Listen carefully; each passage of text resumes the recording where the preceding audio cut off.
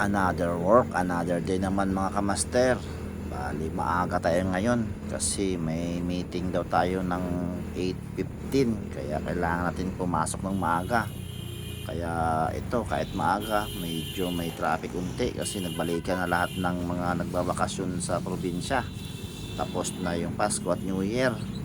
Bali ito, punta tayo ng office para kukuha lang ng gas at yun, may meeting nga na mangyayari ngayon, kaya puntahan natin. May bago kasi kami ngayon, bagong supervisor, kaya ito, pakilala muna tayo sa kanya.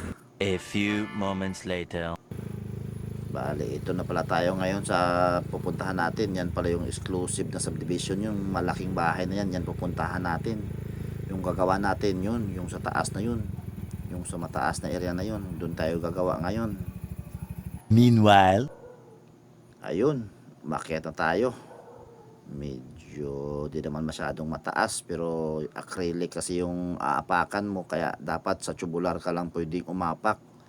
Dahan-dahan kasi baka dumiretso tayo pababa nito. Mag-junior tayo ng pilay nito. Kaya dahan-dahan lang, baka mahulog tayo nito. Bale yun pala yung kailangan natin papalitan. Driver na outdoor. Yung ilaw goods naman, yung driver lang. Bale ito pala yung driver na yung papalitan natin. Ayan, gagawin na agad natin.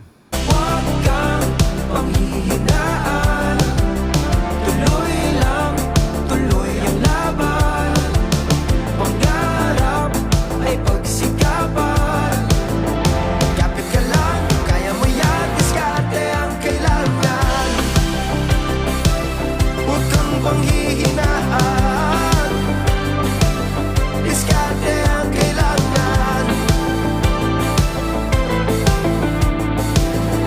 Kapit ka lang. a few moments later. Bali fast forward tayo, nakabit na natin yung input at output ng driver. Ayan yung ilaw yung susuplayan natin, tatlong ilaw. Bali yung reflect ng ilaw dyan sa pader na yan pagkagabi, maganda tingnan yan.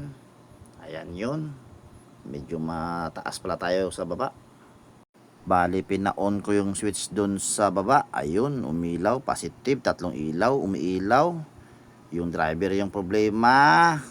Salamat pala sa may-ari ng bahay na to. Binigyan tayo ng tip na 500. Sana all na lang.